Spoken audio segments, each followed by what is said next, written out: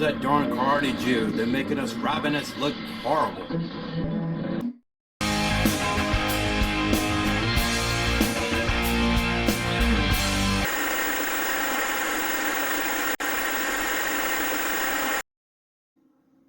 Good Shabbos, Shabbat Shalom, good Sabbath, as my karate brothers say very astutely and very well. Hope everyone's been well. I know for every Jew on the planet, about 50 million of us, about 9 to 10 million or so in Eretz Israel, we're suffering, 2 weeks of mourning. But stop thinking about yourselves and the diaspora. Thank you so much for caring about the Jewish people in Israel, whether you're Jew or Gentile. Thank you for caring them. I had a few people come to me, not enough. And knowing that I'm in mourning, I put on my Skype business profile at work, I'm in a state of mourning for my country, Israel. And it's strange how people just don't notice that. I don't know why. This is what I wore to work today, and I think the the cat is out of the bag per se, that people know I'm Jewish and proud Jewish and a Zionist. But anyway, we're all like sitting Shiva, right? And just think about the families that had to bury the dead the past 2 weeks. Think about the IDF, 300 and more thousand reservists activated, young men all over the diaspora that decided to come back to Eretz Israel and enlist. I saw someone in their late 90s, I believe, the previous reservist. They allowed him to wear a uniform and hold a M16 assault rifle. I think it's all beautiful and sweet. But the Torah Watchman show is for all kinds of people. Welcome, and please subscribe and like. Welcome, please, to my channel.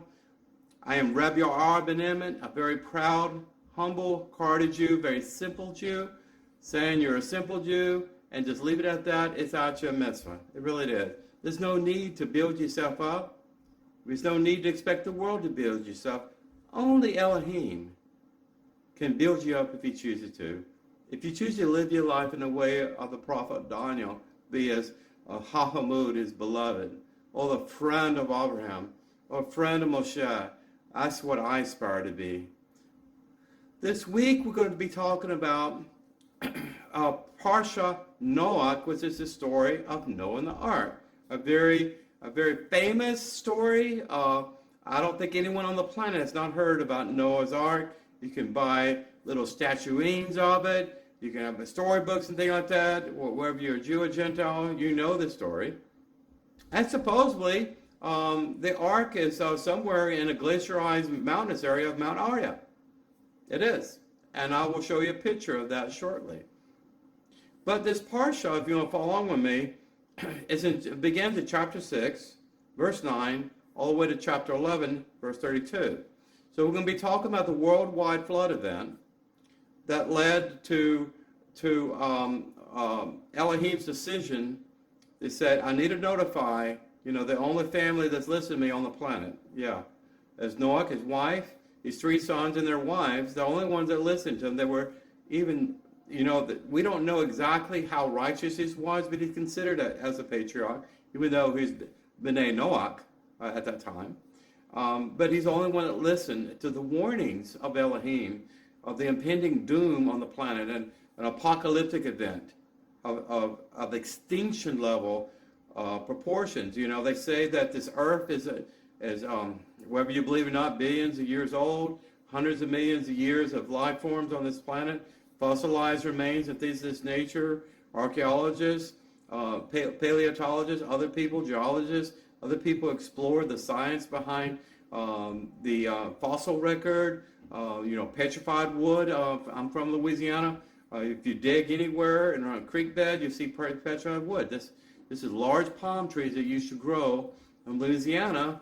It's actually most of the state was underwater, the whole area, and it had vegetation there. I put it this way: the vegetation, the primitive prehistoric vegetation that existed, for it to become fossilized and rock, that took some time.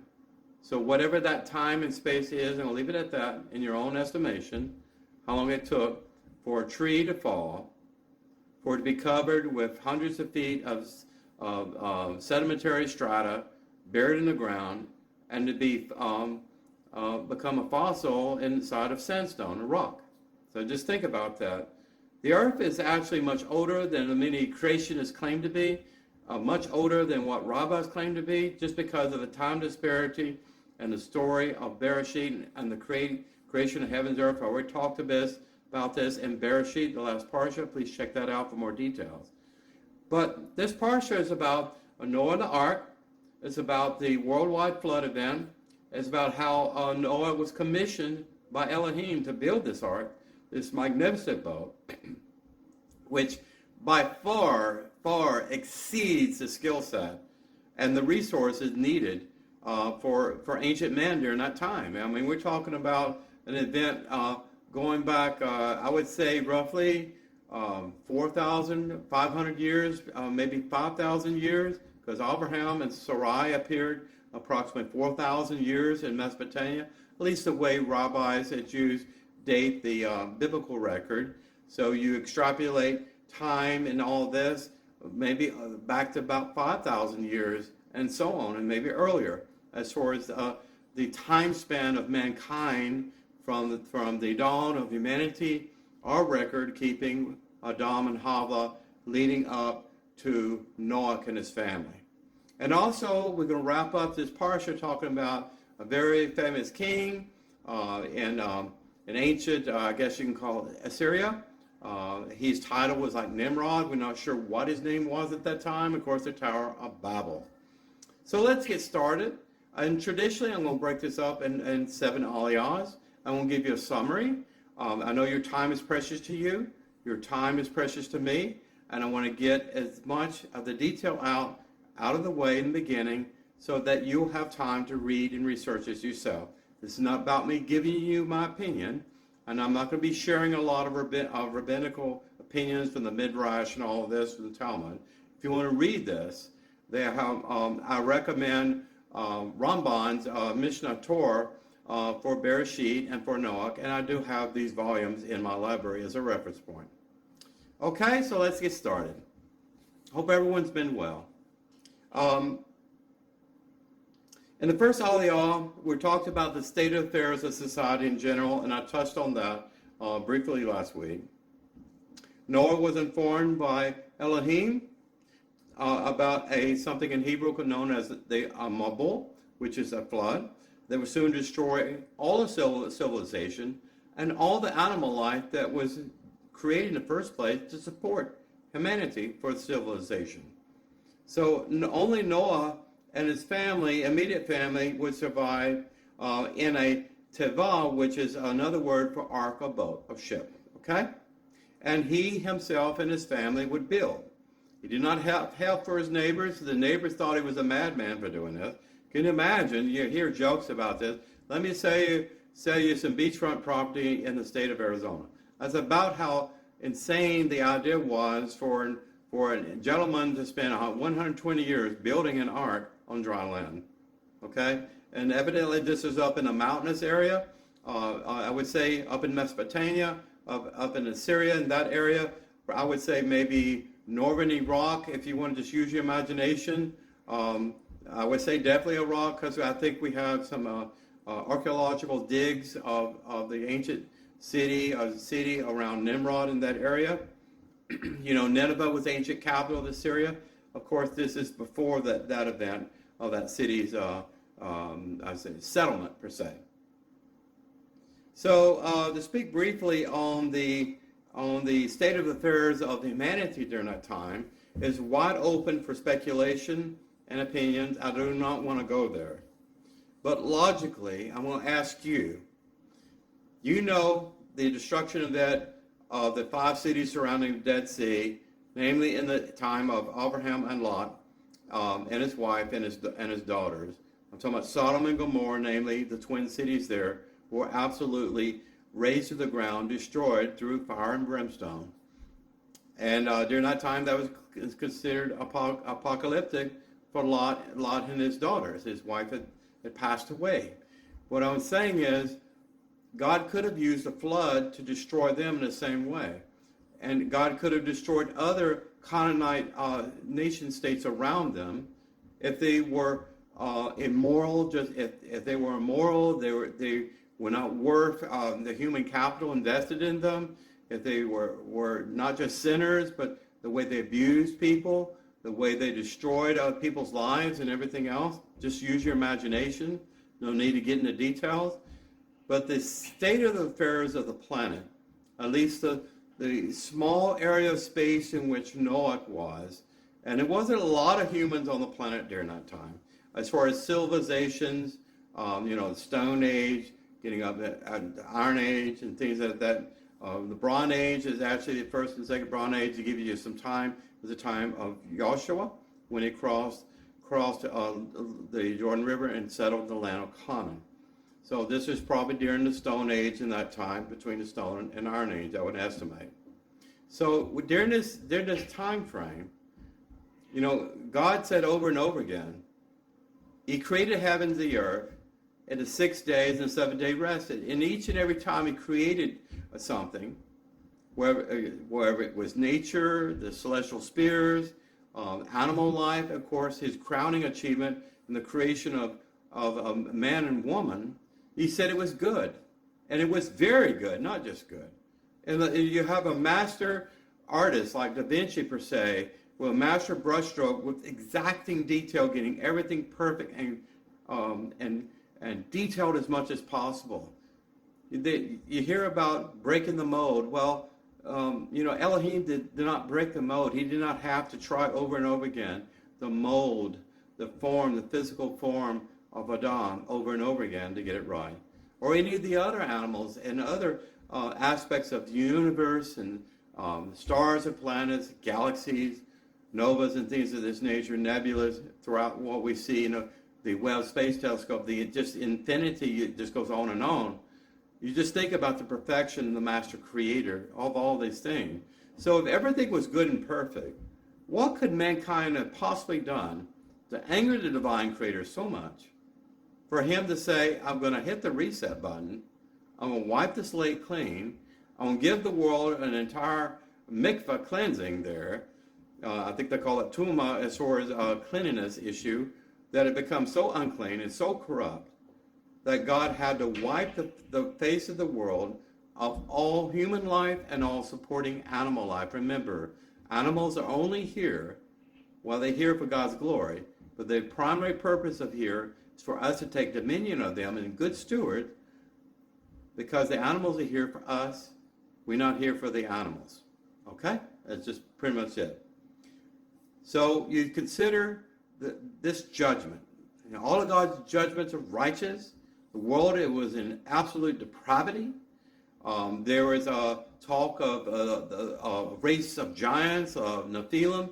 There's also various interpretations in Hebrew, in English, and other languages. I'll quote this briefly before I get into other information. It said that the daughter, essentially, the sons of heaven, or angels of Malachim, came down to their daughters of men. Now, again, depending on how you translate this, it may have a totally different meaning. But the group consensus by many Kabbalists and many rabbis is still divergent opinions there. But they do have an open mind to what happened there. As you know, the purpose of Hasatan, the Malachim, the adversarial agents there, is to prosecute virtue among humanity. In other words, Satan has access to the heavenly court system in Shamayim. He comes before God's throne. He makes a protest against XYZ happening among humanity. He asks God for his judgment, like the patriarch Job, for instance, and all the interactions between God defending Job's righteous reputation and all the accusations of Satan. He was created for the sole purpose of accusing people, of prosecuting virtue among humanity. Well, Satan's accusation were not limited just in the time of Job. We think that he was manifested in the serpent and the tree of knowledge and good and evil that started the downfall of mankind. But he's there involved in that time because people listened. They rather listened to the liar and accuser of Satan. And again, he's designed to be this way. He's a Malachim. He's a soldier of God, doing exactly what God allows him to do and nothing else. I want to make that very clear, Christian. Okay? Read the first chapter of Job and you'll understand what Satan can do and what he's allowed to do and what he cannot do. Okay? So during this time, there was evidently an interaction between heaven and earth, between Malachim and I would say adversarial forces. Now, this is speculation, but story of Jacob's ladder, where he saw in his night vision, he saw angels, Malachim, going up and going down. That means that Malachim went up to heaven when they finished their task on earth, and they came down for a new task assignment. Well, I think this is the ongoing affair between the angels of God. They're not just flying away in heaven on clouds. They're actually doing work. In fact, you read the prophet Daniel, this actually was an angel of Persia that was in conflict with the angel Michael. And of course, we also heard that Yaakov, which became a great nation of Israel, and Esau became the great nation of Edom, they also had angels watching over those kingdoms as well. Now, I don't want to get into a lot of speculation because the Torah and the Tanakh, the prophets don't go into that. The Talmud is full of speculation. I don't want to go there. But I want to make a point is something more than just immorality, something more than raping women, stealing women away, having child, sexual contact which are not allowed with children and cousins and aunts and uncles, all these things. This was not enough for God to say, I'm going to destroy and wipe away the earth. It was much, much more severe, to the point where God had to hit the reset button, because the very DNA, based on my scientific mind, was so corrupt of humans. So you have someone, you hear about genetic mutations and cancer and other things like this. It was so corrupt in generation after generation that it was unfixable. Only Noach and his family were not touched by this corruption. This corruption led to uncleanness so severe that the only thing Elohim could do is hit the reset button and restart the human race.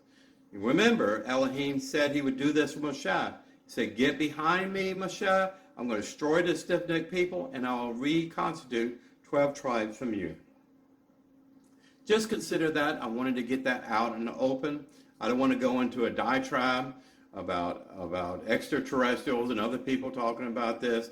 We know there were giants in the time of King David. When he's a shepherd, he battled Goliath. You heard about the giants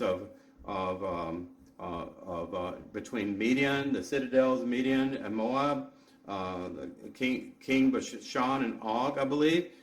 They were such large people that their beds were so huge it took a small army just to carry them. So the giant people were throughout Canaan at that time. Giant people built very large cities for themselves, very large walls. And this was commentary that was brought back by the 12 tribes that gave it evil repute in the land of Canaan. So we're getting to the first aliyah is establishing a flood is coming, but because Elohim's grace and mercy is everlasting, is that he allowed 120 years of final teshuvah to take place. But unfortunately, no one repented. No one repented other than Noah. Can you imagine building a vehicle for your salvation of your family and to ultimately be the trigger for an apocalyptic extinction level event on the planet? Everyone you knew growing up, and Noah lived a very long time on the planet. People back then lived hundreds and hundreds of years. Adam, for instance, lived nearly 1,000 years, and we're getting to the son of Noah, Shem, lived many hundreds of years as well, too. So the exact dimensions of the ark were given in very, very good detail. Who knows if Noah was even a carpenter? If he worked very well with wood, men during that time had to learn how to build their own houses. You couldn't hire a foreman or a contractor to come out and build your house like we do today, order something, produce, to par, to exact specifications in a manufacturing process. You could not do that. So that knowledge was given to him, just like the Torah was given to Moshe, the same way, I would bet. So he took 120 years to build this ark. It probably took a long time to get the materials and get the resources and then haul them there. Now, I think Noah probably had miraculous help. Maybe some angels helped them and human vessels. That's not even talked about. I'm not going to go there. But for one man, his wife, 2 sons, and just, you're talking about 4 men total, 3 sons and 1 father, doing all this hard work. It would seem impossible to do. But Noah did it with the hand of God helping him all the way. Just like God helped Moshe in miraculous ways to deliver the people from Egypt. Okay? So, all the dimensions are given for the ark, the blueprints, just like all the dimensions were given to Ezekiel in his time to build the 3rd temple. Okay? So God is a master architect. He knows how to do anything to make him. He created the heavens and the earth. He can certainly help a human being build a boat, right? But it's very interesting, the techniques are in here. The use of pitch and things of that nature to seal up the boards, make it waterproof. Of course, the animals, make sure they were dry. If you put hay or grass or whatever, bedding in the essentially barn of an ark, you had all these divisions and everything else. The ark for animals to dwell during all the time of the flood event, it had to make sure it was waterproof and the boat did not leak. Okay? Second aliyah, kosher animals and birds were grouped in pairs, and they were prioritized first. So Noah was commanded to take 7 pairs of each species as opposed to 1 pair of other species. So in other words, more kosher animals as far as per pairs, like 7 pairs, were included in the ark for their salvation, their safety, than non-kosher animals like pigs or reptiles and other things like that. So it's very interesting why God wanted a multiplier for kosher animal. Why? Because after the flood ended, and the waters,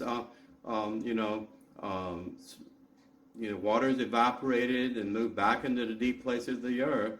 Men started, who worship God, started sacrificing only kosher animals.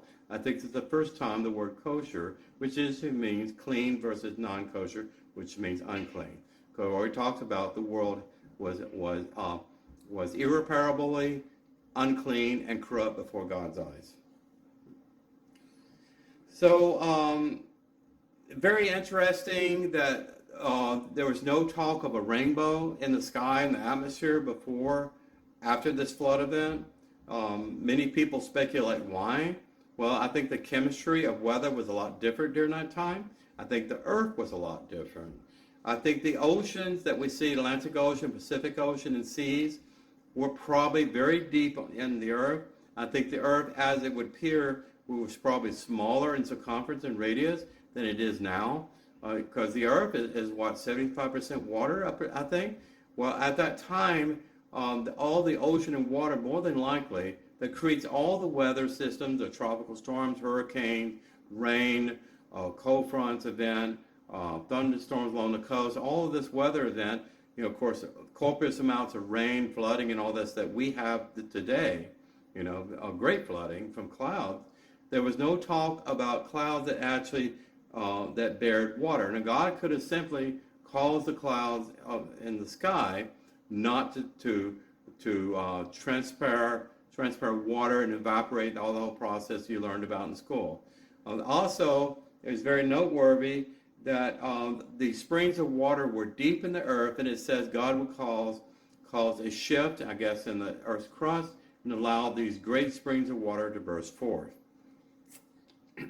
Then at this time when that happened, then it would cause massive weather events like in a troposphere and a stratosphere and that kind of thing, when all that water was suddenly introduced. Of course, the sunlight and everything else, and all the weather events and all the physics behind weather itself was radically changed from what it was before.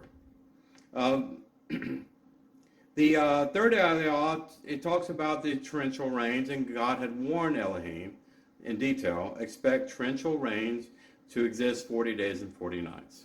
Okay, again, I believe this was a a mountainous area, is significantly above sea level. It's up in probably northern Iraq, at the northern part of the ford of the great rivers, Tigris and Euphrates and other rivers there in northern Iraq. And he was warning them to prepare that when the ark is finished, this is when the rain would come. So the waters after 40 days, 40 nights, the torrential rain does just not stop. And of course, I'm not going to read. It's not in this all summation. But quickly, when the rains came, people came to Noah and stopped laughing and cursing him and making fun of him.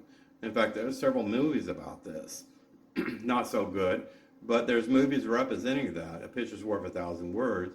You know, all of his neighbors that cursed him were begging to let him in. But there was a great door in the ark, and when God sealed that door, when he closed that door, it was not opened again until 40 days and 40 nights.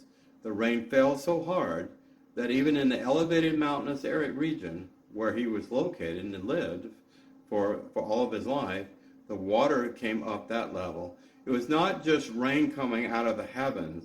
It was rain coming again primarily from deep ocean basins underneath the Earth's crust. So there was huge tectonic fissures and things of that nature. The Earth literally split apart the continents. I spoke about this before. You can imagine this. Even geologists today said the Earth was radically different back in eons of time in the past when mankind was the dawn of mankind that first existed. The Earth was very different. Animals, of course, are very different. The ecosystem, everything was very different. And so what had happened to bring all that water up, you can imagine the great earthquakes and everything else, volcanoes and things. Just use your imagination, okay? So these torrential rains kept on going. The waters rose to great heights and covered the highest mountains. Now the Torah is very clear here that you think, Mount Everest supposedly is the highest mountain on the planet. Mount Kilimanjaro and Uganda is the next highest mountain. So those mountain peaks, the rain, the waters, flood waters, went to that height. Now, I don't know if that means it covered all the mountains, but it went to the highest mountains at that level. Now, you hear about people talking about climate change, and if the polar ice caps melted, how the flooding would come on the coast, and all the water and everything else, and water would even go up to mountains and things. Well, this is much worse in this scenario here. So all the animals were killed. You see ants in a very flooding rain. They build bridges their bodies, and they keep building up higher and higher so they won't suffocate. Well, the animals that were there and left, the ark's primary purpose is to save human life, and then the support system, both kosher and non-kosher animals, had enough space and allocation for them to live 40 days and 40 nights there. So after the waters raged on the earth another 150 days, the ark, you can see it, is suspended in huge ocean waves, literally, at the height of the highest mountains. You can picture this. And then the waters gradually subsided. The rain stopped falling from the heavens, and the waters were receding back into the deep places in the bowels of the earth for normalization, I guess. And during this time, it says that the ark rested in the area of the Ararat Mountains. We told you before, and there's stories about people bringing petrified wood from this ark in the glaciarized area, Mount Ararat. Is actually considered holy, and the story of the flood is throughout Islam, their lore and their stories. And incidentally, it's in every culture on the planet. If something that traumatic happened, they wiped out all of life, human life and animal life, you would think people would write it down and remember it and tell these stories over the ages. And it's not just a Jewish story, it's not just a Noahide story, it's a story that's in every single race and every single culture on the planet. Okay, you can research this. I'll give you some information in closure. So the ark settled on Mount Ararat, and shortly thereafter the mountain peaks came into full view. So this is a fairly rapid process. The waters lowering themselves at sea level, reestablishing itself, and things of that nature probably happened very quickly. So as more mountaintops were exposed to sunlight, more middle areas as far as high and then lower areas were exposed to sunlight. Well, there were seeds and everything else in the ocean waters that were kind of in suspended animation, I guess. And then they eventually started taking root, and plant life began to resurface, and the earth started recovering. In every extinction event, I think there were 3 of them in Earth's past, according to geologists, life always came back. Life is very resilient with the hand of Elohim. Now, there was a single window that God had instructed Noah when he was building the ark to build, and that single window was opened by Noah. And he wanted to look out the window and see the state of affairs. He could see mountains in the distance. He could see probably blue sky, a nice comforting wind, no rain, more importantly. And he started dispatching birds out of the ark, messengers, like messenger pigeons, things of that nature, to see if they would come back and see what they would bring for evidence. But there's no way to get off of the ark at that time. And God had told him he had not opened the door. So it was humanly impossible to open the door until God opened the big, large door that was big enough to allow animals by pairs to march into the boat. So you think about that. So first of all, he sent out a raven. Of course, a raven is an unclean animal. And it went out and circled the ark and didn't go into the landmass, didn't bring back any evidence. Now, what's interesting, Noah dispatched turtle doves, which are kosher. They were actually later on used for animal sacrifices in temple time. So on the 3rd attempt, the doves went and did not return. Singly, the earth was again habitable. So the dove went out. The ravens just circled. They didn't do anything. The doves probably have a larger range of coverage for its flight path, I would imagine, or just on a daily and weekly basis, things change radically on the planet. So the doves that brought olive leaf, traditionally brought an olive to Noah and showed him that there was life returning to the planet. And then after he released the doves again, they did not return. They found a nesting place. Now imagine that these doves were paired as well, and he sent out them in pairs, and hopefully, they went off and started breeding and started, increasing their species again. Okay, since all the other doves and all the ravens were extinguished on the planet. And this is 1 year after earth had dried. Now, what do you do with a large ark? Now it's resting on a rock face, and on a high mountain. Well, you're not going to use it. It's not ship-worthy anymore. You're not going to use it to float away on the ocean. So it was probably torn down and refactored, and the boards and everything were used to build a small habitat for Noah's family. Fourth Aliyah, Elohim commanded Noah to leave the ark, and this is after a year of this, and they probably had corpus food supplies on the ark till that time. But it's very important that when God gave the trigger, it's time to leave the ark, of course the door was unlocked. With all his fellow members of his family, immediately Noah built an altar and offered sacrifices. I believe this was Noah's Thanksgiving, his Modim sacrifices of Thanksgiving that he gave back to Elohim. I'm not sure if Elohim commanded him. I think there was an expectation that this is a Thanksgiving sacrifice, that God had spared his family and was working on quickly restoring the planet to the way it was before. So this pleased God because Noah obeyed God's initial mitzvah, per se. And so there were some laws there. When we get to the 7 laws of Noah, Ramban's 7 laws of Noah, ben-Emmett Noach, a monotheistic belief system in one true God and no other God. And this touch points here to the Noahide belief system as well. This is where it was instituted. So the idea of kosher animals, unkosher animals, you could say there's an implication there that Noahides should join with Jews and eat only kosher animals, but that's not in the Noahides laws, per se. I don't want to go there. Now, God blessed Noah and his sons. He said, go and be fruitful, multiply. God allowed mankind to eat meat, but prohibited murder, suicide, and the consumption of a limb ripped from a living animal. This is the 7 laws. In other words, not allowed to mistreat or abuse any kind of animal. The animal needs to be slain properly and appropriately and humanely, whatever.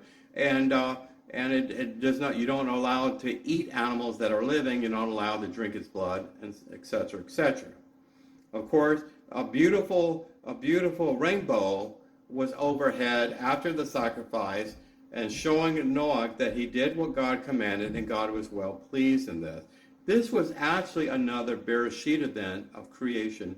Now that I'm reading this for the first time, just think about how beautiful and clean the earth was at that time. The greatest of all mitzvahs of the ocean flood, a world flood event there that cleansed the earth and reset it. Now, the fifth aliyah was talking about a promise that Elohim gave to Noach and his family, that I know that man would sin again and again and again, but I will never destroy the world in a great flood ever again. I will never judge the world in that way. Now, does God show remorse? Does God make bad, unrighteous decisions when he makes judgment? Of course not. Of course not. It caused great, I would say, emotional pain for Elohim to destroy his good and perfect creation, that he had to do this. Again, something was so severe among humanity, more than adultery, more than immoral behavior, more than thief or murder, that for God to warrant that kind of judgment in an extinction event. Just use your imagination. Sixth aliyah, what did Noach do? Well, he planted a vineyard, and he had seeds. I believe he carried seeds. He probably grew grapes and things of that nature before the flood event. That was just an extrapolation of the information that we have limited in the Torah. So when he built, unless there was a vineyard already growing, but it says very clearly that Noah grew a vineyard, so he had seeds for those grapevines. And he made wine. He made lots of wine for his family, and there's a reason to celebrate. You know, he was up in his old age. He survived, and he also dealt with maybe some remorse that everyone else did not have the opportunity like him and his family. They were set apart to survive, and no one else was. You can imagine when all the people were screaming to come into the ark, when that door closed, you can imagine the horrors that were pervading in his mind. But he became drunk. He became enamored, with alcohol, and he fell into a deep drunken slumber, and he was naked. So I guess when you get drunk and that kind of thing, and was probably before they had time to build things, they probably stayed in caves or caverns and things of that nature. So retreated there by himself, and probably maybe self-pity, I don't know. And he took his clothes off, maybe felt he was getting hot. I don't know. Some people sleep and without any apparel. I'm not going to go into that. But what happened is interesting. This was an adversarial test. Of course, Noach should have not drunk so much that he became drunk, drank so much until he became so drunk and enamored that he removed his clothes, exposed himself to potentially the wives of his sons and all of that. It was a little bit of debauchery, and even the rabbis say this. It was wrong for him to do this, but it happened for a reason, and the adversary was testing the quality of virtue in the son of Noah, and of course Noah himself. His wife was not even mentioned here. Okay, maybe she was working in the wine cellar, storing it, putting away all the wine that Noah made. Just kidding. Now the three sons of Noah were Shem, Japheth, and Ham. Okay. Now, it says right here that Ham saw his father naked, and he salted him. I'm not sure what that meant, and informed his two brothers on his father's state.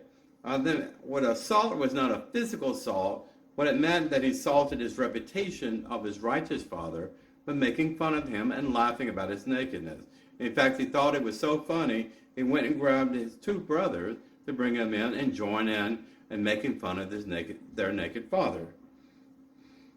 Now, what Shem and Japheth did that Ham did not do, they immediately saw his nakedness, and they immediately covered him, probably walking backwards as they did this to cover his nakedness, okay?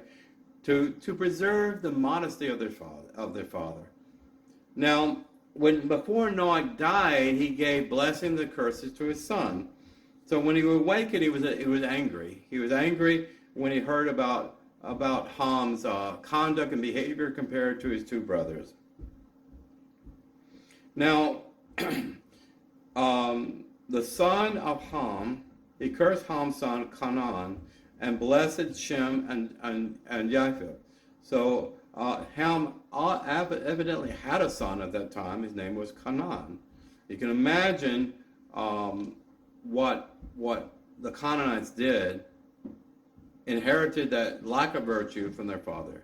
Some of these things are genetic and at the DNA level, right? So he blessed two sons and cursed his son Ham. I'm not going to get into all the other things about Cush, and you could say these are African nations, and Ethiopia, Sudan, and so on. Many people say slavery was a curse upon the African people because of the sin of one man, of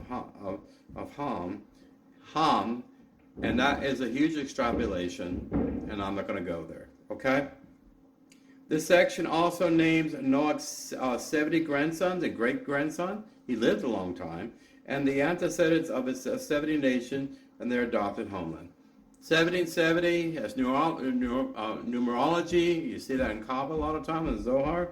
Maybe it's true. 70 sons equals 70 nations. Why not? I'm not going to argue with that. The seventh aliyah, and wrapping up this Torah Parshah in Noach, is that this section recounts the story, the famous story, the Tower of Babel. You know, Noach's descendants gathered in the Babylonian Valley and started building a large, huge tower complex, in an attempt to reach the heavens and battle God.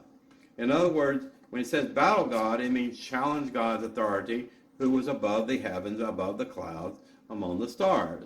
Now, primitive men at that time thought they could do that. Now, understand how mankind was, and this is many, many generations after the life and times of Noach and his three sons.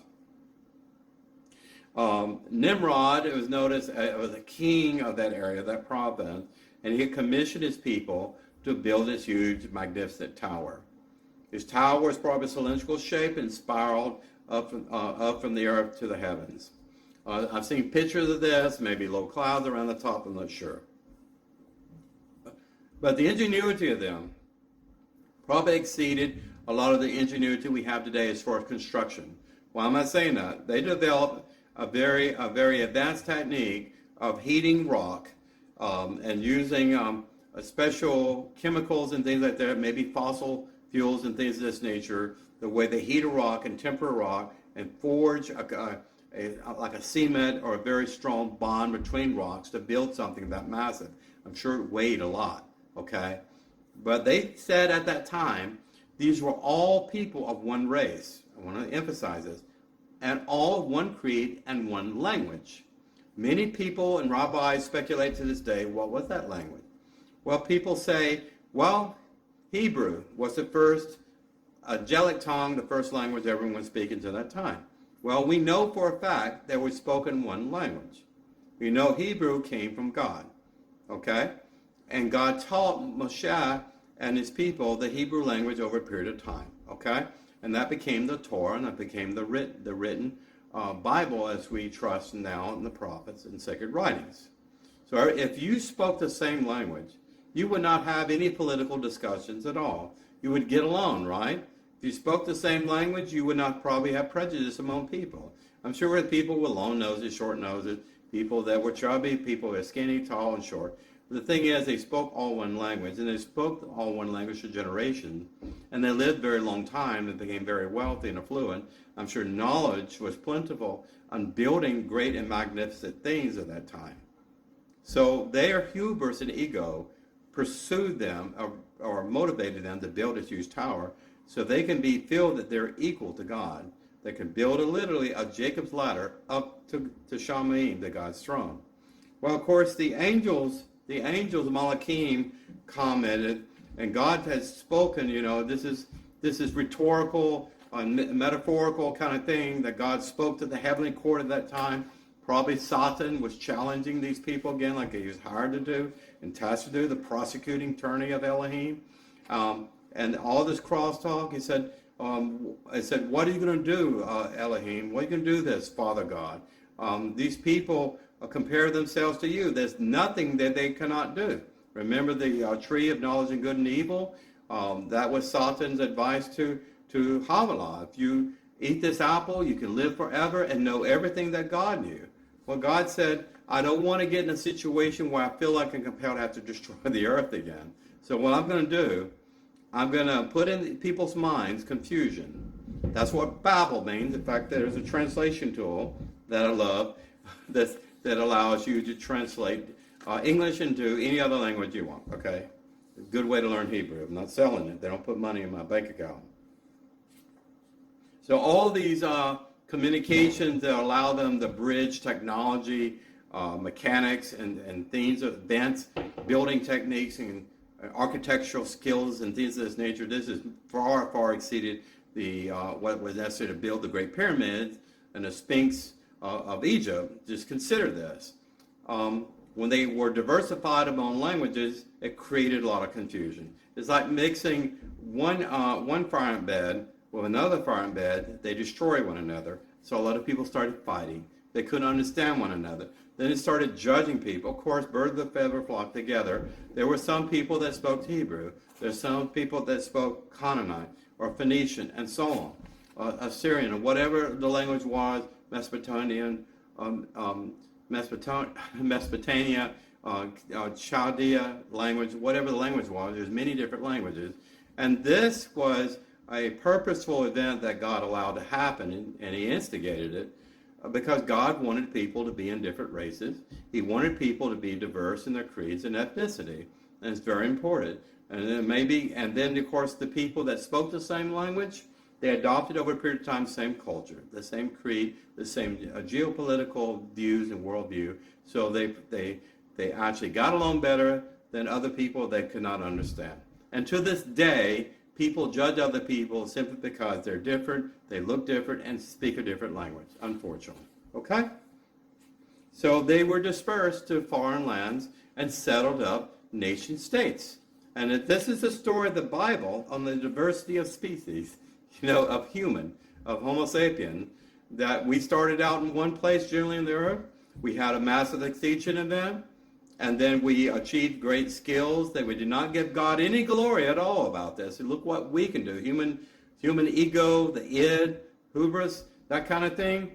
And then God had to break down mankind's arrogance back down to earth. If they would have given God the glory in his tower, I don't think Elohim would have cared if they built this magnificent tower.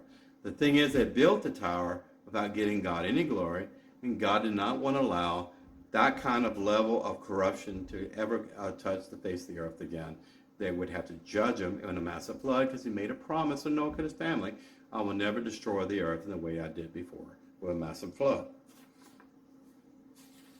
So we are finishing up this Aliyah, and I want to wrap this up with something very interesting quickly.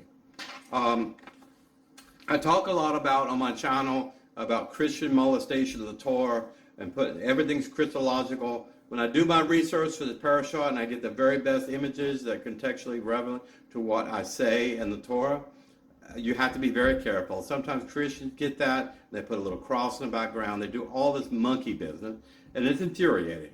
But one thing that Christians do well, at least Christian scientists, PhD scientists do, they do the investigative science that rabbis refuse to do. And when they open their minds and do investigative scientific discovery, not only do they find magnificent discoveries in the land of Israel, and they have done that.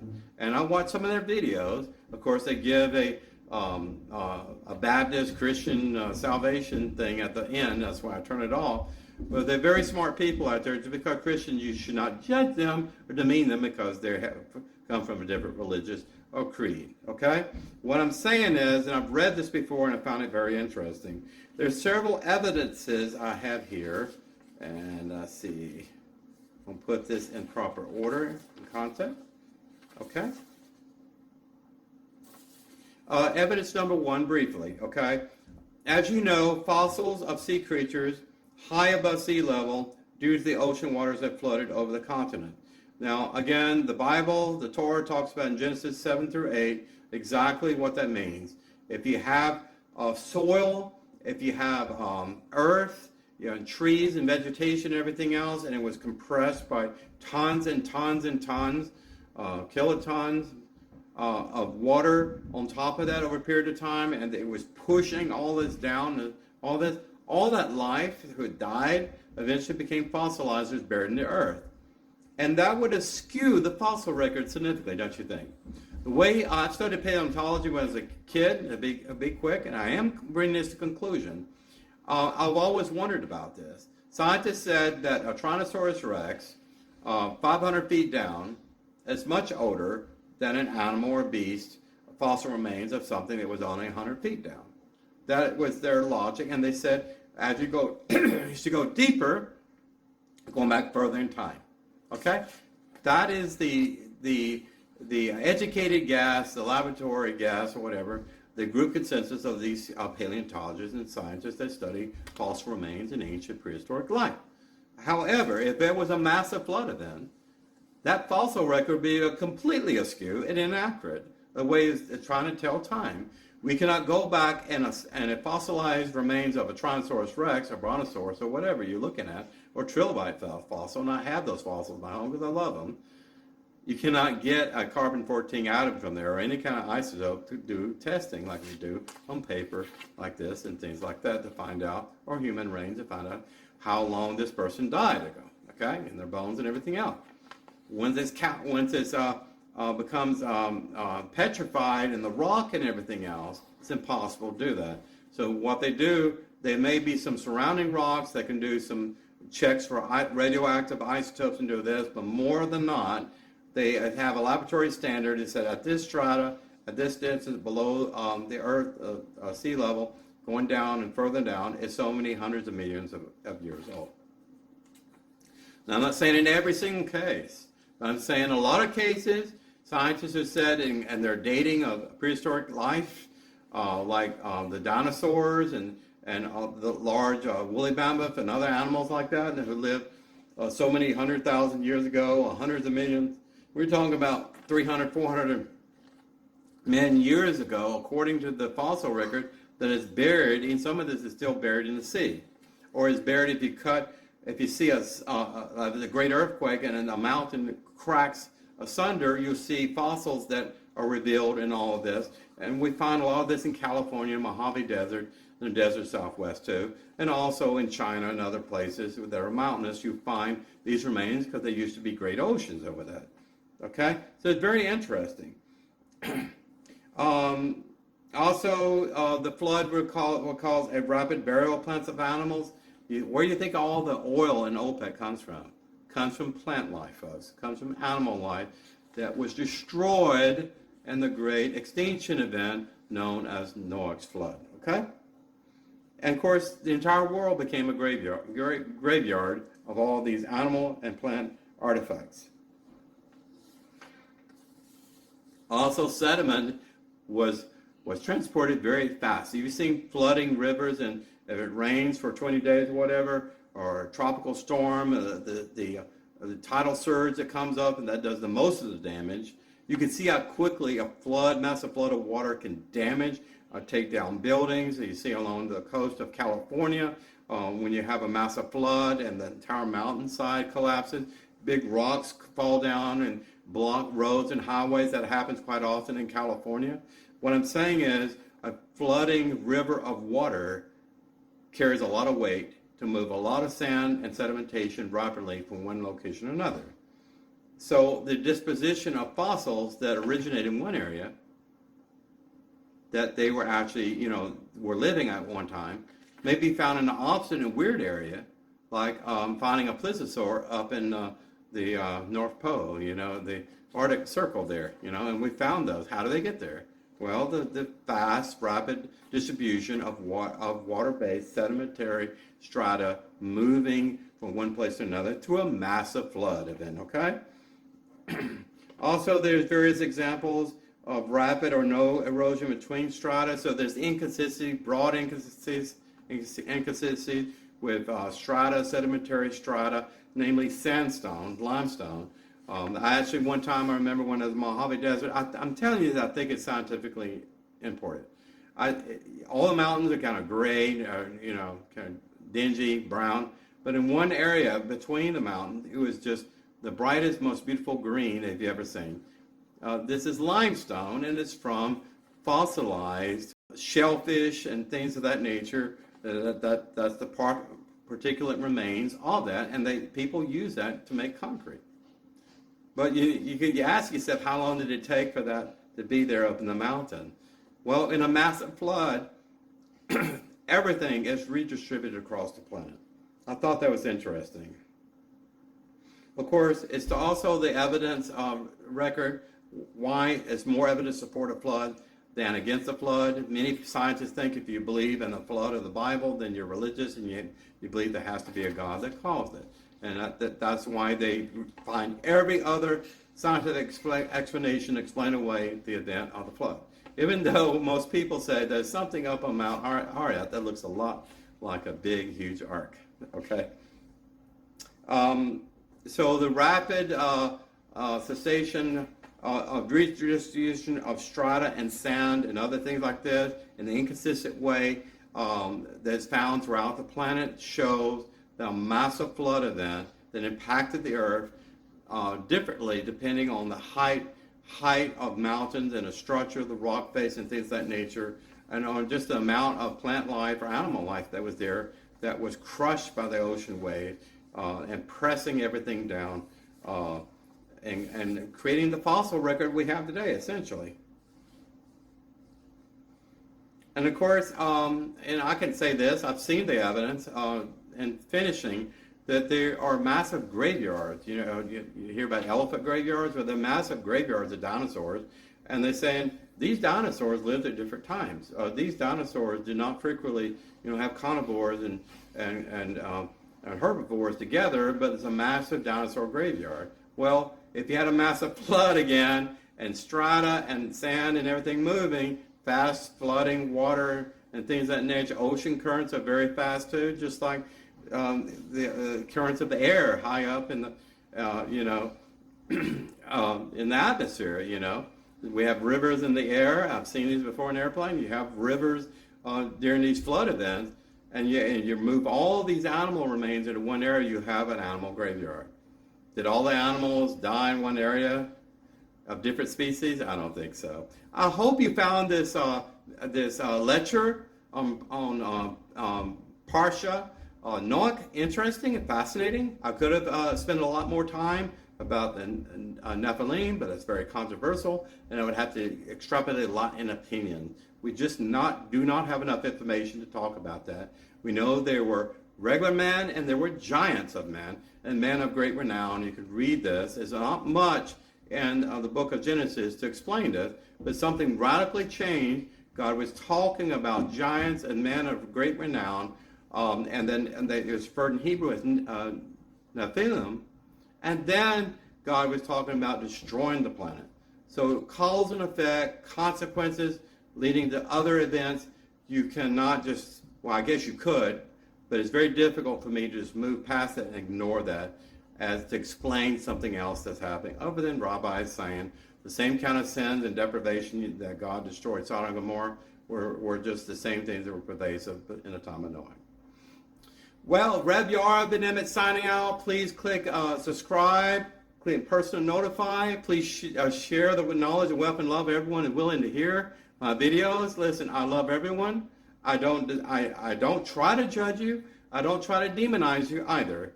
Even though it's hard for me to deal with Palestinians today because of what's happened in the war in Israel, I've tried to re-gauge my attitude toward people because I met one Palestinian that actually apologized to me for the sins of his people.